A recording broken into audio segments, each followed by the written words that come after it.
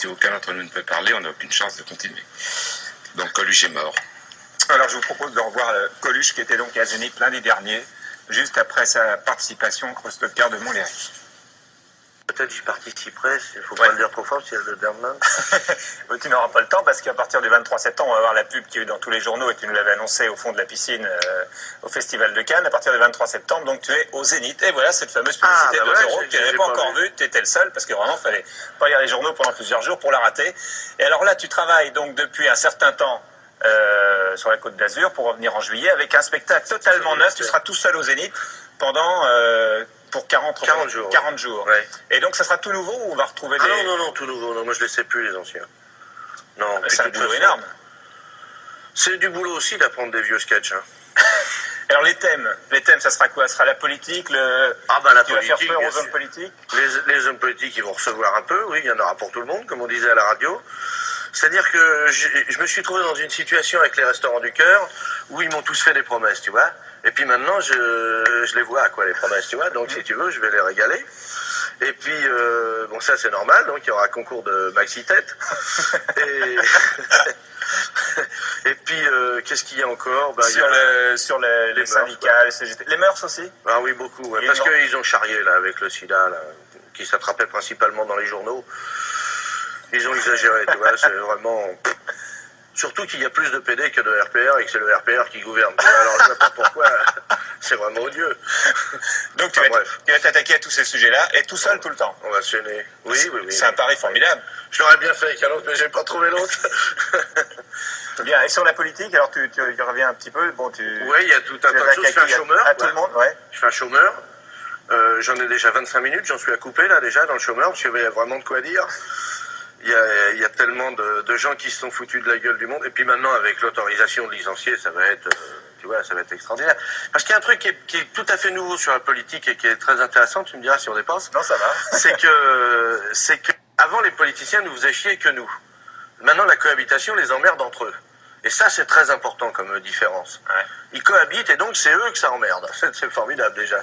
Et tu suis ça de très près, tu lis les journaux tous les jours, tu regardes la télé beaucoup, tu consommes énormément d'informations pour faire tout ça. Ouais. Mais en fait, si tu veux, une fois que tu connais le principe, il n'y a plus beaucoup à regarder l'actualité, parce qu'ils ne changent pas d'avis. Hein. Ouais.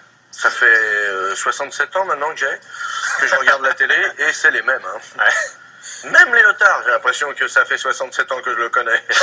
Ça fait 67 ans qu'il est nouveau, mais avant c'était un autre. Quoi. Mais là, tu vas plus taper sur la majorité d'aujourd'hui que sur l'opposition, ou sur tout le monde? Oh non. L'opposition, la majorité, de toute façon, c'est des copains, des coquins, ça change de main. Il y en a des bons, c'est vrai, il y en a des beaux, mais il y a surtout du bonnet, quoi. Il y en a du beau, du bon et du bonnet, quoi, tu vois. C'est surtout du bonnet qui sont. On va retrouver un Coluche très virulent, si j'ai bien compris. La dernière fois que j'avais fait du musical, il y avait des gens à qui j'avais fait peur. Je crois que cette fois-là, je vais leur faire honte. Bien, bon, on va se quitter là-dessus. Merci, Michel. Voilà, c'était donc la dernière prestation de Coluche devant les caméras, c'est lundi dernier sur le plateau de Zénith.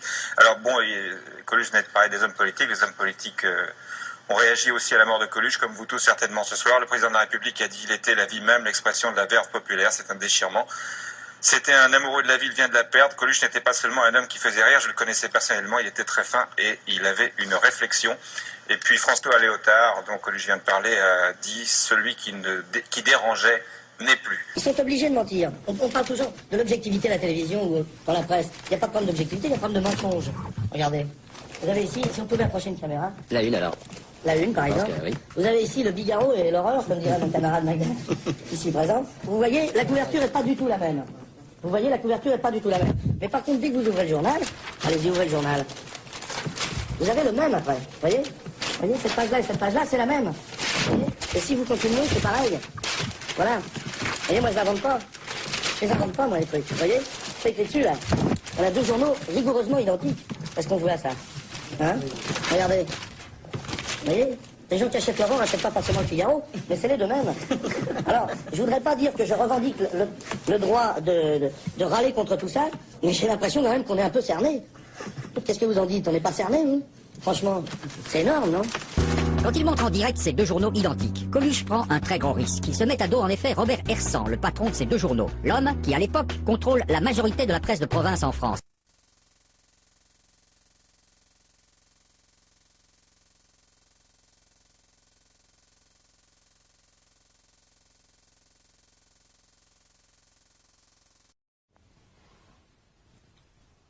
Voici le camion d'Albert Ardisson, le tueur commandité par Mitterrand de notre cher Michel Colucci, plus connu sous le nom de Coluche.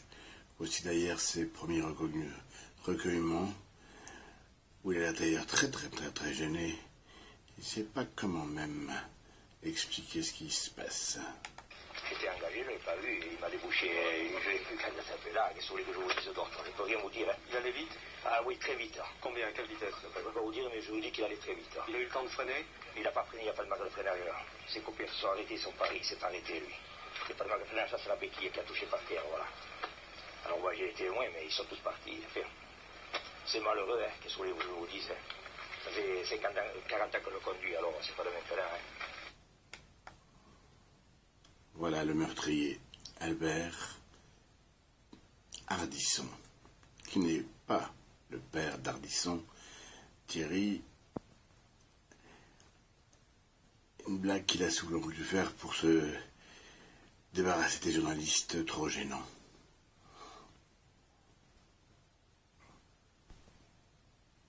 Voici la moto de Coluche, qui n'a pratiquement pas d'impact.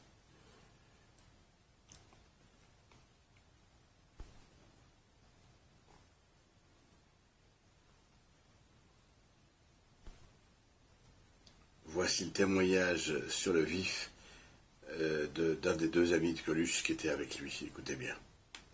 On rentrait de Cannes, très normalement, quoi, 60 à l'heure, sur cette petite route.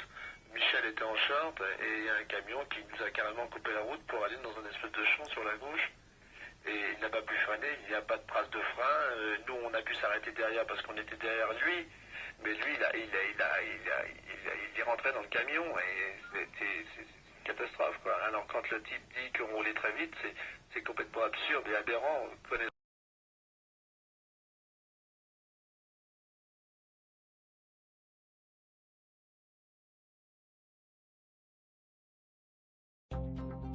C'est un témoignage rare, 31 ans après la disparition de Coluche dans un accident de la route. Son ami Didier Lavergne se confie au magazine Téléstar. Le 19 juin 1986, le maquilleur se trouve derrière l'humoriste sur la route de Grasse et assiste à la collision entre le camion et la moto de Coluche. C'était la première fois que je voyais un ami mourir devant moi. Je lui ai parlé pendant 45 minutes, traumatisant.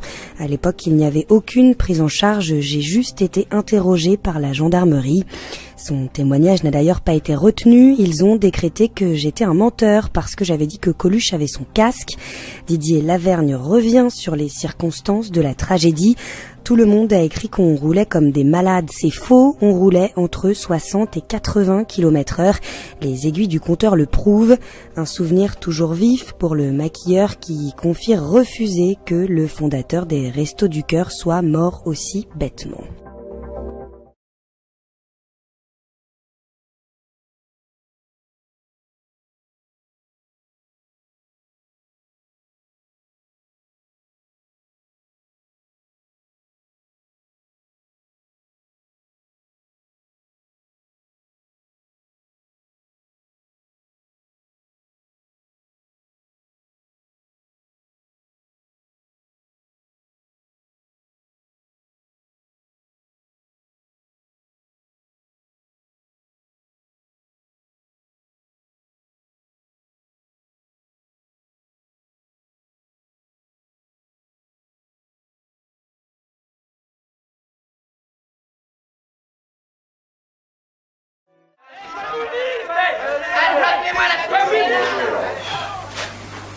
On mange de l'histoire comme ça, hein. D'un seul coup, je vois au milieu de tous ces comédiens un mec que je trouve génial.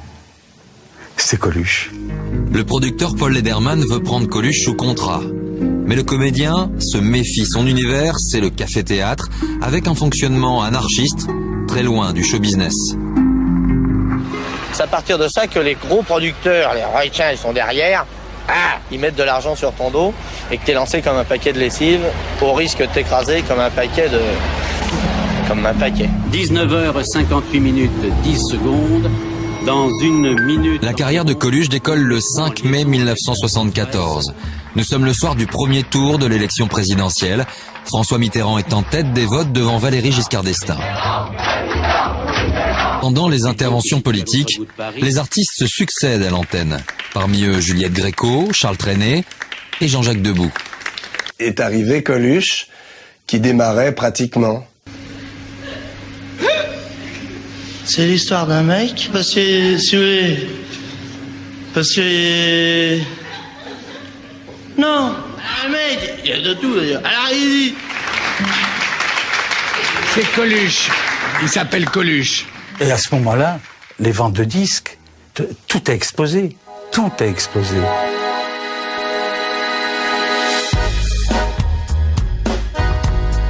Durant 4 ans, Coluche joue plusieurs spectacles à Paris. Il passe d'une scène à l'autre.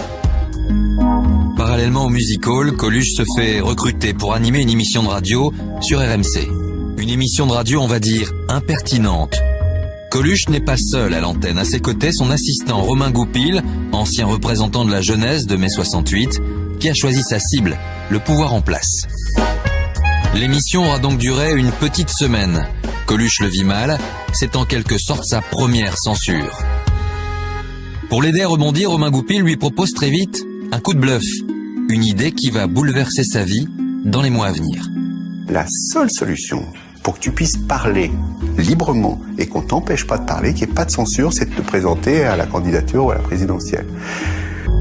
Nous sommes à 1 an de l'élection présidentielle de 1981. Coluche finit par adhérer au projet de Romain Goupil, mais il veut absolument obtenir l'accord de son producteur. Nous sommes le 30 octobre 1980, à 15h. C'est l'annonce officielle de la candidature de Coluche au présidentiel. Et comme tout homme politique qui se respecte, il a convoqué les journalistes. Salut tout le monde. Salut. Bonjour, salam. J'ai voté pour rien pendant longtemps. Les autres, en tout cas, ont fait comme moi, ils ont voté pour rien. Aujourd'hui, on va voter pour quelqu'un qui, politiquement, n'est rien. Ils nous prennent pour des imbéciles, votons pour un imbécile. Coluche réussit son coup, les journalistes sont sous le charme, et dès le lendemain, il est l'invité du journal. Coluche, candidat à l'élection présidentielle. Monsieur Coluche, devrais-je peut-être dire aujourd'hui, qui avait hier organisé une conférence de presse, comme tout le monde. Alors, est-ce qu'aujourd'hui, vous vous prenez au sérieux ? Ah ben, c'est surtout vous qui prenez ça au sérieux puisque vous m'invitez. D'ailleurs, je vous en remercie. Si les journaux en avaient pas parlé autant de ma conférence de presse d'hier et que vous m'ayez pas invité pour m'expliquer sur ce sujet, c'était pas sérieux. Encore une fois. Et Coluche ne va plus quitter la une des journaux. Les candidats dits sérieux ne sont pas encore déclarés. Lui occupe seul l'espace médiatique.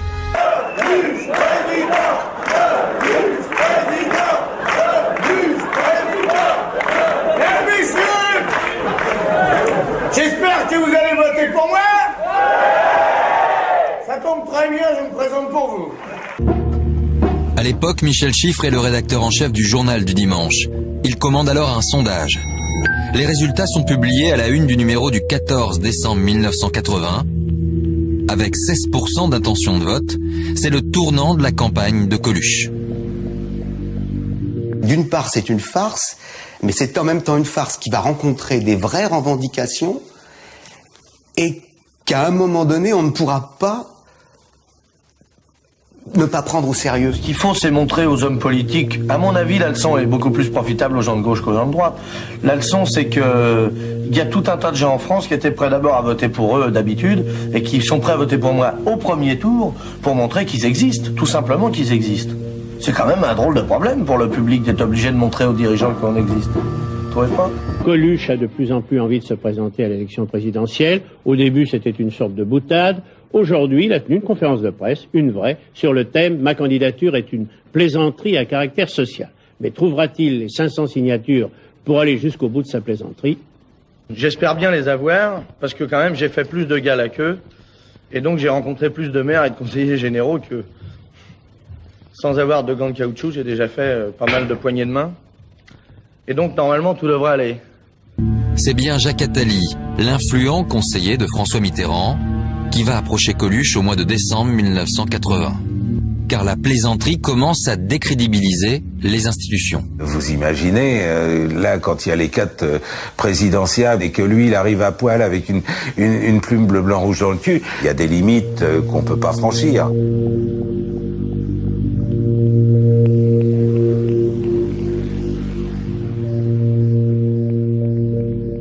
Des renseignements généraux, de l'intérêt du ministre de l'Intérieur de l'époque. Viendra alors le temps des menaces. Il reçoit effectivement des lettres de menaces qu'il prend au sérieux, mais tout d'un coup, ça commence à ne plus être du jeu. Le cadavre d'un homme de 40 ans, découvert avec 2 balles dans la nuque dans une clairière de Gournay-sur-Marne. René Gorlin, c'est le nom de la victime, était un proche de Coluche. Ça n'a rien à voir avec votre récente candidature aux élections. Ben, j'espère que non, hein. J'espère que non, parce que si des gens qui sont des professionnels de la politique agissent comme ça vis-à-vis des candidats, ça va leur retomber sur le nez, parce que j'ai pas l'intention de me taire si je le sais. Hein. Paul Lederman n'est pas le seul à s'inquiéter. Coluche lui-même cherche un moyen de mettre fin à cet épisode qui a trop duré. Ça fait 2 mois que je suis interdit en tant que candidat, évidemment dans les émissions de radio et de télévision, et 2 mois aussi que je suis interdit dans les émissions de radio et de télévision en tant qu'artiste de variété, alors qu'on n'interdit pas, par exemple, à Chirac d'être maire de Paris sous prétexte qu'il est candidat à la présidence de la République. À partir de ce repas, j'entame une grève de la faim, mais je pourrais vivre sur les réserves, qui se terminera lorsque j'aurai pris des dates pour faire 2 émissions, une à la radio, une à la télé, qui concernent la politique. Et cette grève de la faim ne durera finalement que quelques jours. Et un soir, je lui ai dit, on arrête. T'as besoin de te reposer, t'es fatigué, il vaut mieux qu'on arrête. C'est moi qui prends la décision. J'ai vu d'assez près certains représentants des partis politiques puissants pour savoir que de toute manière, on peut pas s'entendre avec ces gens-là parce qu'ils n'ont pas du tout le même but. Après 10 ans de vie commune, Coluche et sa femme se séparent. L'échec de sa vie de famille est pour lui la plus terrible des épreuves.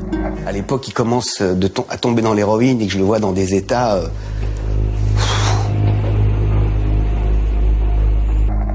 Entre Coluche et son producteur, les relations se dégradent et l'artiste met fin à leur collaboration. Je suis une nature excessive et que si je fais un truc, je le fais trop. C'est lui qui a dessiné la fameuse assiette en forme de cœur et la fourchette et le couteau. Hein, c'est lui qui l'a dessiné. En quelques semaines, Coluche embringue la France entière dans l'ouverture de ses restos du cœur. Les vedettes comme les anonymes, les politiques et les industriels, l'État et les médias. Du premier au dernier jour de l'hiver 86, il supervise lui-même la mise en place et l'approvisionnement des restos du cœur qui ouvrent dans 200 villes. Bon, bah, si je suis pas élu ici, ça sera pas de ma faute. Hein. Il n'a pas été président de la République, mais il a réussi là où les politiques ont échoué. Resto du cœur, c'est quelque chose qu'il a habité totalement. Il a pris, s'est pris de passion pour ça, il l'a développé, au point que quelques semaines avant sa mort, il est venu me voir en me disant, tu sais, ça me suffit pas, ce qu'on fait là, c'est bien, mais la France, c'est rien, il faut qu'on le fasse à l'échelle mondiale. Coluche est mort dans un accident de moto près de Grasse, il avait 41 ans, il nous a fait rire, ce soir, on pleure. C'est sa dernière blague, la plus mauvaise, l'histoire d'un mec en moto qui percute un camion. Ce jour-là, il ne fait marrer personne, l'enfoiré.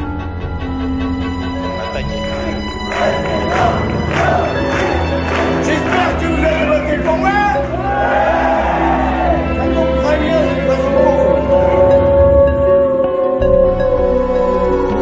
Faites bien attention avec vos questions, parce que je vais la dire, la vérité.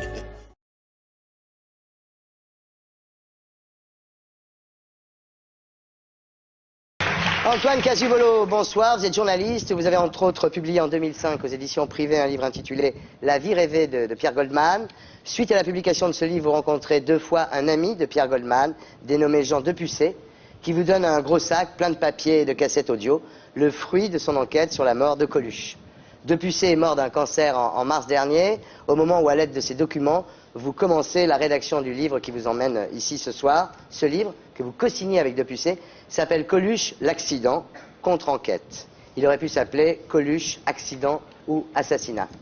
Au départ, quand Depucé vous parle de l'hypothèse d'un assassinat de Coluche, vous souriez, vous pensez aux rumeurs, la fausse disparition d'Alain Colas, l'assassinat de Lady Di, Thierry Messant, qui a raconté qu'il n'y avait pas eu d'avion sur le Pentagone, mais vous écoutez Depucé par politesse en fait. Et puis, ce qu'il vous raconte cesse de vous faire sourire.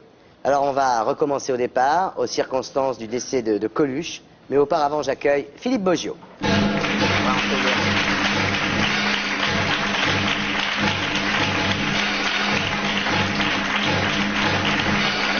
Bonsoir. Philippe Boggio, bonsoir. Vous êtes écrivain, journaliste, auteur de biographie. Vous rééditez chez Flammarion Coluche, l'histoire d'un mec. Alors, Coluche est mort il y a 20 ans, le 19 juin 1986. Tout le monde parle d'un Coluche roulant comme un dingue sur une petite route de l'arrière-pays cannois et qui découvre un 38 tonnes à la sortie d'un virage. Putain, c'est trop con, ce putain de camion. Mais qu'est-ce qu'il foutait là? En fait, selon les copains de Coluche, qu'il suivait à moto, Didier Lavergne et Ludovic Paris, il roulait à 60 km/h seulement. En fait, dites-vous, Antoine, le chauffeur a braqué sous le nez de Coluche, et Coluche, voyant le chauffeur braquer, braque aussi. La moto se couche, mais il passe pas sous le camion, et sa tête heurte un phare. Voilà. Ça, c'est le premier point de votre argumentation. C'est-à-dire qu'en fait, Coluche roulait pas aussi vite qu'on a bien voulu le dire dans les médias à l'époque et depuis. Voilà, le problème, il est là. Si vous lisez tous les journaux qui ont paru le lendemain, eh ben, c'est un type qui est un fou de vitesse. De toute façon, ça on le sait, hein, c'est tous les papiers, etc. Mais qui roulait, la route est sinueuse à cet endroit-là, il roulait certainement à fond. Il y a des automobilistes qui disent qu'ils se souviennent d'avoir été doublés par une grosse moto, etc. Et puis, au détour d'un virage, il y avait un camion qui manœuvrait pour rentrer dans un camping. Et puis, pas de bol, le type, il arrive trop vite et paf, il se prend le camion qui lui barrait la route. Bon, moi, quand Depucé me raconte son histoire, moi, j'ai ça en mémoire. On a tous ça en mémoire. On a tous ça en mémoire. Un seul journal, un seul quotidien a envoyé quelqu'un pour enquêter sur place, c'est France Soir. Un seul hebdomadaire de toute la presse nationale, c'est le journal du dimanche. Et dans le journal du dimanche, on lit ce que dit Didier Lavergne, à savoir qu'on roulait pas vite, on allait à 60. C'était pas une route sinueuse, c'est une grande courbe. Et là, il y a une ligne droite qui fait 200 mètres, avec de l'herbe sur le chemin, comme ça. On voit un camion arriver au pas. Alors il y a 3 motos, comme ça. Coluche est en premier, les 2 autres, Didier, Ludo. Le camion arrive tout doucement au pas, il n'y a pas de clignotant. Et au dernier moment, paf. Alors, paf, pour faire quoi? Pour faire quoi? On a dit que ce camion, il manœuvrait pour rentrer dans un camping. Donc déjà, il manœuvrait pas. Il n'y a pas de camping. On a dit, on a lu, c'est une décharge sauvage. C'est pas une décharge, c'est un pré. C'est un pré. Ce camion, il transporte des gravats pour les mettre dans le pré. Quand je fouille dans les affaires de gens, je trouve le jugement.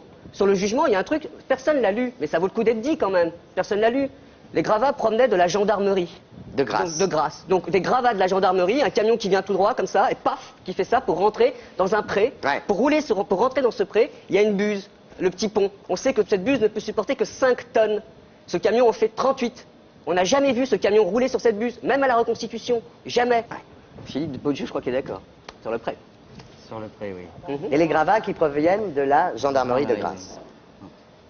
Et puis surtout, 15 minutes à peine après l'accident, la gendarmerie installe un barrage sur la route avant même que les secours soient sur place. Alors ça, c'est vraiment le plus surprenant. C'est Jean-Marie Marion à qui arrive cette péripétie, qui est avec, dans toute une bande. Il y a Jean-Marie Marion, il y a Mathilde Amé. Ils sont une dizaine à Cannes. Ils sont 5 à remonter de Cannes à Opio, où se trouve la maison. Bon, ils se retrouvent au garage Honda, à la sortie de Cannes. Ils se retrouvent là. Coluche, Didier, Ludo disent « Ah non, c'est trop long, nous on s'en va ». D'accord? Alors ils partent. À ce moment-là, Jean-Marie et Mathilda disent « Oh là là, oui, c'est trop long ». Et donc ils disent, on a attendu 5-10 minutes maxi. Moi, je double le temps, disons 20 minutes. Il y a 14 km. Ils font 14 km.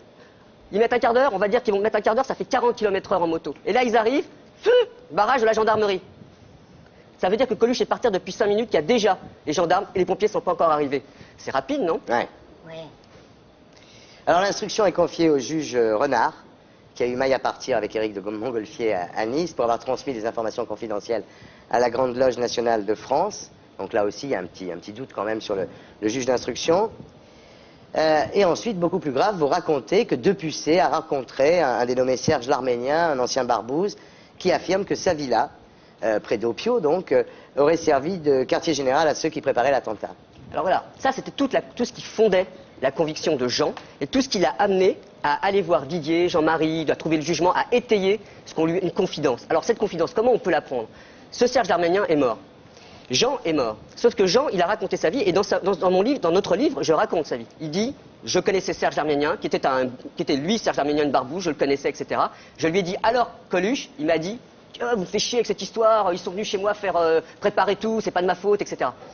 Moi, quand je me retrouve avec une information comme ça, qu'est-ce que j'en fais? Comment je vais vérifier? Quand tout à l'heure vous disiez la rumeur, mais c'est la peste du journalisme. Et comment on se protège de la peste? En recoupant. Qu'est-ce qu'on peut recouper? Il y a un type qui dit je suis un agent secret, je publie une carte d'identité dans mon livre. Ouais. Il y a deux types qui disent on a fait des coups, on a buté des mecs, on a assassiné. Alors si je te le dis, tu me crois? Bon, je me dis que le Rainbow Warrior ça existe, les paillotes ça a existé. Les armes qu'on met chez les Irlandais à Vincennes, ça existait. Si un type venait me raconter aujourd'hui, tu sais, les armes à Vincennes, c'est moi qui les ai mises et tout, comment je le vérifie et comment je le contrôle? Et pourquoi ça serait pas vrai? Donc ce Serge Arménien dit à Depucet donc que sa villa avait servi de quartier général pour la préparation de l'attentat contre Coluche. C'est bien ce que vous dites? C'est bien ce qu'il dit, oui. Bien. Et en 1988, Depucet sympathise avec un policier de la brigade de répression du banditisme qui lui parle d'un dossier Coluche consacré à la préparation du meurtre. Voilà. Il existe ce dossier. Bah, le problème c'est que j'en sais rien et que j'y crois même pas à ce dossier. Le problème il est que j'ai en face de moi il y a un type qui est inspecteur à la BRB que Jean a rencontré, qui lui dit, il avait un indique qui, quelques temps après la mort de Coluche, l'appelle en pleine nuit, paniqué, mais mort de trouille, en lui disant, on a buté Coluche, j'ai le dossier, j'ai tout. Et le type il panique, etc. Et il raccroche. Et Jean rencontre donc cet inspecteur de la BRB qui lui raconte ça. Il retrouve cet indique dit qu'il a un dossier qu'il a consulté 15 jours avant la mort de Coluche, qui parlait d'un camion, qui parlait de... Et Jean lui dit, bah donne-moi ce dossier. Ça va durer 10 ans cette histoire. 10 ans où Jean n'a rien vu. Moi je rencontre ce mec. Je lui dis, ça y est, Jean est mort. Il est mort le 12 mars et je le rencontre le 15. Ça va, tu l'as baratiné, c'est bon, on arrête maintenant cette histoire. Le type m'insiste, dur comme fer qu'il a ce dossier. Je lui dis, mais c'est pas possible, arrête, tu l'as pas. C'est pas possible, c'est pas vrai. Il dit, écoute, je l'ai et puis c'est tout, j'ai pas besoin, je veux pas le sortir parce que j'ai peur pour ma vie. D'accord? Et toi tu fais ce que tu veux. Tu veux l'écrire, tu l'écris, tu veux pas l'écrire, tu l'écris pas. Mais moi j'ai rien promis à Jean et j'ai rien promis à toi, je le sortirai pas. Voilà. À partir de là, moi je raconte les convictions de Jean qui m'ont amené à trouver ce que je dis sur l'AFP, ce que je dis sur les motards, et ce que je dis sur le camion, ce que je dis sur le 38 tonnes, etc., etc. Non mais vous, alors, est-ce que vous avez aujourd'hui la conviction, l'intime conviction, que Coluche a été assassiné? Je me dis que ce camion n'avait vraiment rien à faire là, bien plus que Renault. Je me le dis encore plus que lui. Parce que c'était pas un camion qui déchargeait du Perrier dans un camping. C'est un camion qui transporte des gravats de la gendarmerie dans un pré. J'espère que c'est pas vrai. Moi, je veux croire que c'est pas vrai parce que ça dépasserait l'entendement qu'une république puisse... Alors voilà, on en arrive, avant de filer la parole à Boggio, on en arrive aux raisons du meurtre. Évidemment, tout le monde se demande pourquoi, effectivement. Et c'est vrai qu'il faut d'abord rappeler que lors de sa candidature gag en 81, Coluche avait déjà été menacé, son garde du corps s'était fait repasser, il avait reçu des balles par la poste, etc. Donc déjà, il avait été mis en danger. Et Coluche aurait rencontré Jean Edernalier un soir, et Jean Edernalier lui aurait dit qu'il était menacé parce qu'il voulait révéler l'existence de Mazarine. Et ça, moi, c'est la seule chose que je peux dire là-dedans. Je connaissais très bien Jean Edernalier. J'ai vu comment il a été pourchassé par les services secrets quand il voulait révéler l'existence de Mazarine. Et puis lui, sérieux. accident de moto, accident de vélo, il y a des similitudes. C'était pas. Puis en plus, Jean Edern, c'était pas rigolo sa vie à ce moment-là. Il était obligé de fuir en Italie, grâce à Domingue, d'ailleurs, le milliardaire rouge qui l'a aidé à fuir. Bon, alors. Jean Edernalier raconte ça à Coluche, et Coluche dit, bah moi je vais en parler sur scène, puisqu'il faisait son grand retour sur scène, au Zénith, je vais en parler sur scène. Voilà, ça serait les causes, en tous les cas, de cet attentat. L'autre raison, c'est celle qu'avance Romain Bouteille, qui dit que Coluche faisait vraiment chanter des grosses entreprises agroalimentaires pour obtenir de la nourriture pour les restos du cœur, et que donc il s'est fait buter par des entreprises d'agroalimentaire. Voilà, effectivement, il y a beaucoup de choses qui sont pas claires dans cette affaire. Maintenant, de là à dire qu'il a été assassiné, c'est encore autre chose. Effectivement, de là à dire. Effectivement, il faut imaginer qu'il était Coluche en 86. Il y a un avant et un après les Restos du Cœur. Avant les Restos du Cœur, Coluche, il s'est fait virer d'Europe. Il s'est fait remercier de Radio Monte Carlo. Il s'est fait remercier à la télévision. C'est un type, il faisait ça le comble, les gens qui venaient le voir, qui remplissaient Bobino ou Gymnase, etc. Mais on pouvait le virer. En 81, quand il se présente, et qu'il y a 16% qui disent avoir envie de voter pour lui. Bon, c'est un type, après les Restos du Cœur, en 3 mois, 8,5 millions de repas. Le type, il devient intouchable. Saint Coluche, 71% des Français le trouvent sympathique. Le mec, qui pourrait arrêter Coluche si au Zénith en septembre, il allait pas forcément balancer sur Mazarine, ça j'en sais rien, mais même, il balançait tout ce qu'il disait lui-même que les politiques allaient déguster, qu'ils avaient peur, maintenant il allait leur faire honte, que tous ceux qui lui promettaient de l'argent par exemple, il allait en parler. Il avait un pouvoir incroyable, c'est qu'on pouvait plus le faire taire. Il était devenu quelqu'un d'extraordinaire, mais vraiment d'extraordinaire, en juin 86. en septembre, il n'y aura pas le Zénith. Est-ce qu'en 88, Coluche n'aurait pas été au présidentiel? Qu'est-ce qu'on en sait? Aujourd'hui, quand on demande à Paul Lederman, je l'ai lu dans Télérama, qu'aurait fait Coluche aujourd'hui? De la politique. Alors, vous y croyez pas, hein, Philippe, à tout ça? Non, pas du tout. Pas du ouais. tout. Je pense expliquez-nous alors. Je pense que Coluche est mort d'un accident de la circulation. Ça arrive encore. Il y a encore des gens qui meurent comme ça, qui croisent un camion. C'est pas de chance, c'est terrifiant. Ça a causé une stupeur extraordinaire dans le pays. Donc je comprends qu'on ait envie de trouver d'autres explications qu'une mort par mauvais sort, mais ça arrive encore, et je crois que c'est le cas dans cette histoire. Oui, on a du mal à voir mourir les gens qu'on aime et les gens connus, oui. Oui. Alors évidemment, je comprends que les amis de Coluche, qui l'ont pris dans leurs bras, aient trouvé la réalité autour d'eux très, très anormale. Le chauffeur qui tendait ses papiers, vous racontez ça, alors qu'il ne se rend pas compte que c'est Coluche. Mais vous imaginez un chauffeur de camion à qui on dit « tu viens de tuer Coluche ouais. ». Vous imaginez quel air il peut avoir. Bon, donc je crois que tout est comme ça. À partir de là, il y a une sorte de fantasme qui se développe. Ça a commencé dès le lendemain de la mort de Coluche. Ça n'a jamais été étayé. Et à mon avis, excusez-moi, c'est toujours pas étayé. Vous ne trouvez pas probant le livre d'Antoine? Non, je pense que c'est un procédé. Je pense qu'effectivement, il y a des anomalies au début, là, quand vous faites vous-même l'enquête, et que c'est pas l'enquête d'un mort, parce que ça aussi, dans un livre, c'est toujours bizarre de reprendre l'enquête d'un mort. Au début, quand vous parlez de la dépêche AFP, quand vous parlez des gendarmes, oui, je suis sûr que vous avez vérifié que la dépêche n'est pas à la bonne heure. Mais ça prouve quoi? Et même s'il y avait une dépêche qui était méchamment d'une autre heure, si les gendarmes avaient consciemment fait un barrage avant les secours, ça prouve quoi dans l'attentat par rapport à Mazarine? Si on lit votre livre, vraiment sérieusement comme je l'ai fait jusqu'au bout, on est obligé, pour étayer la thèse de l'attentat, d'additionner des journalistes de l'AFP, les journalistes parisiens que vous critiquez, parce qu'évidemment, le premier soir, ils ont raconté beaucoup de bêtises. Ouais. Le chauffeur, les gendarmes, les critiques, tout le PS, Mitterrand, les gendarmes de Mitterrand, bah non, c'est... Les gravats.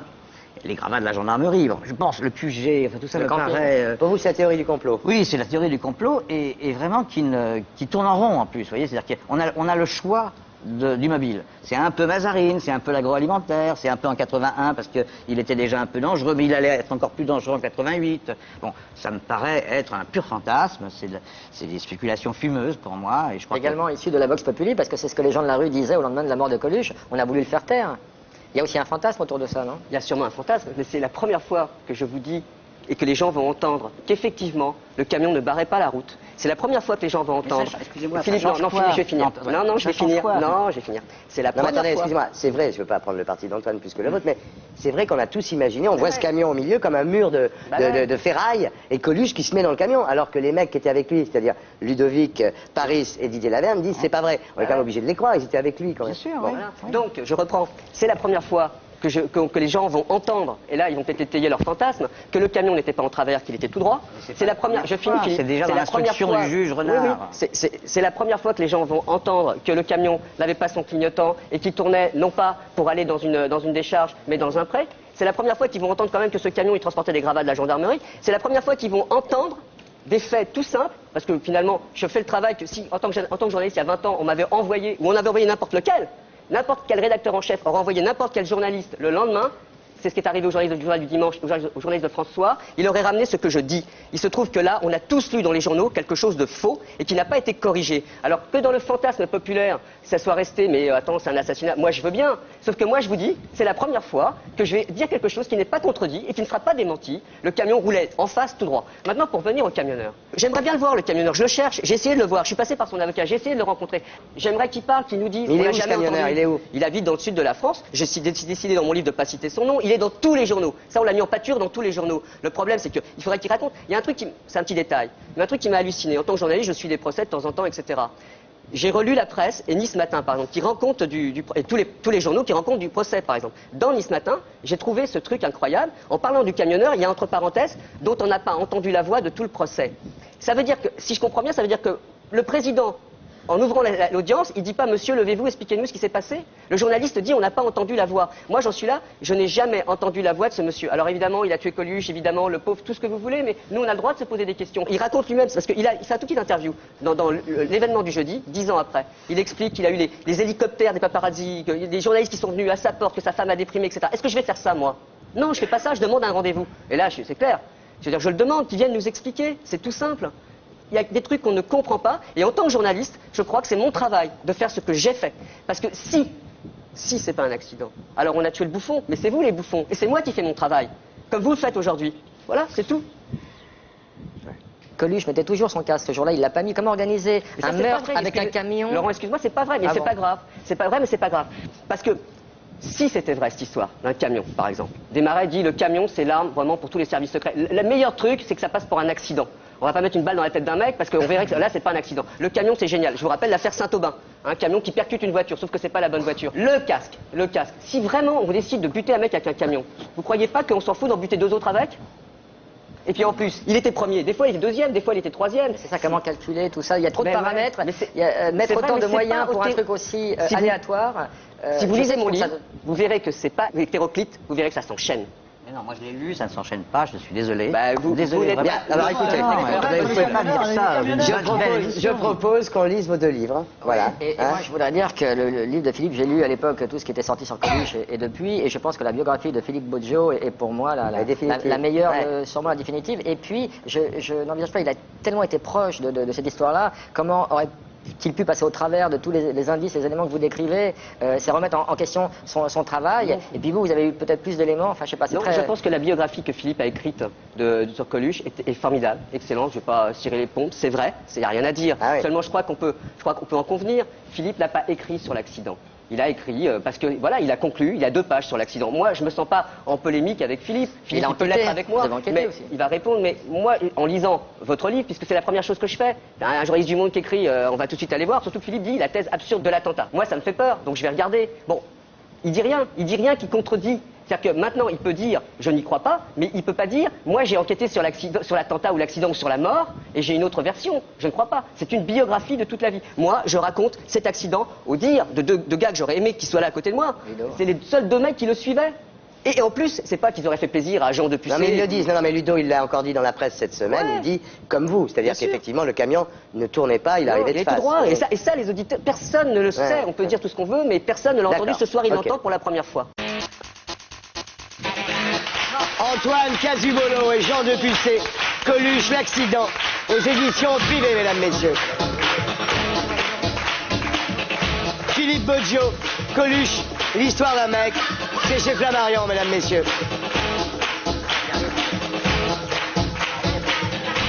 Merci Antoine, merci Philippe, merci Dominique.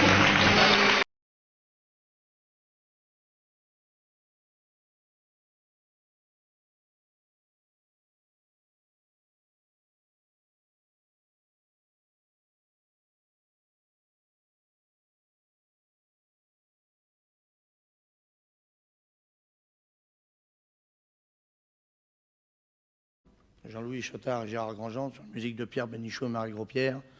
Misère. De toute façon, ça a pas duré parce que, attention, attendez que la gauche passe, vous allez voir, en 2012. Attendez que la gauche passe, vous allez voir. Mireille Mathieu, tout ça, tous les mêmes qu'on... Au goulag! Allez, allez! Avec la gueule que j'ai, on me sera pas toujours de moi.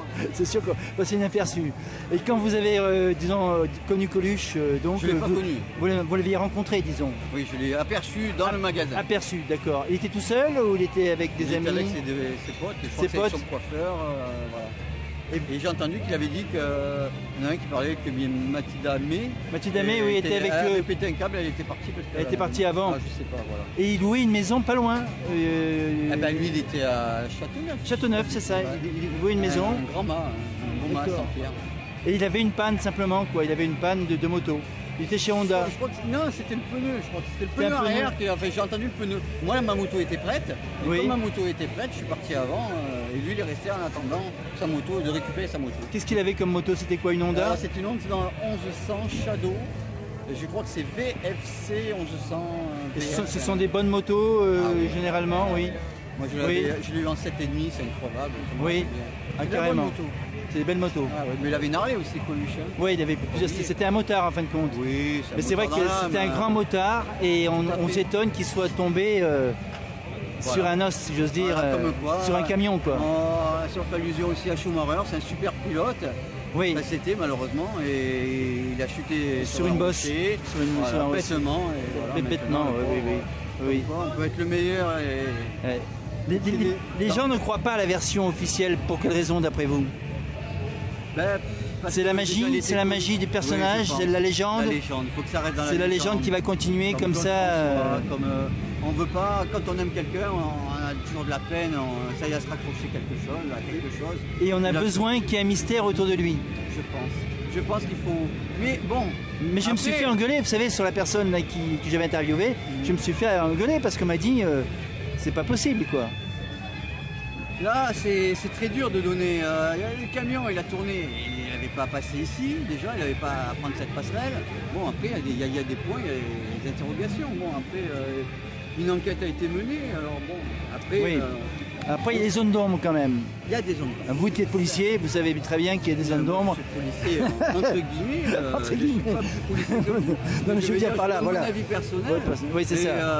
Oui, c'est bizarre. C'est bizarre quand même. On pourra en parler. Je crois que les experts auraient pu. Mais ce qui est curieux, c'est que j'ai appris tout à l'heure que le camion est resté 3 ans chez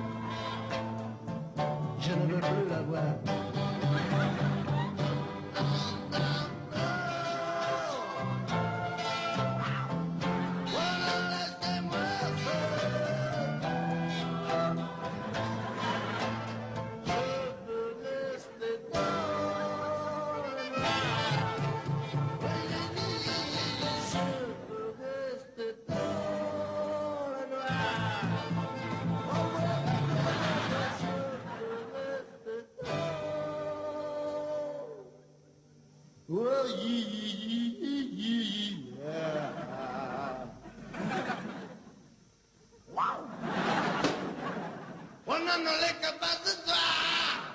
Je veux rester dans le noir. Ouais, laissez-moi, laissez-moi. Je ne veux pas voir la lumière.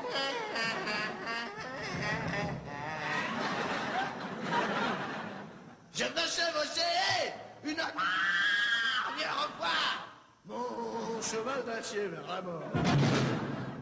Je veux monter là-haut, tout là, sur la colline de mon malheur. Et me jeter dans un précipice mon destin.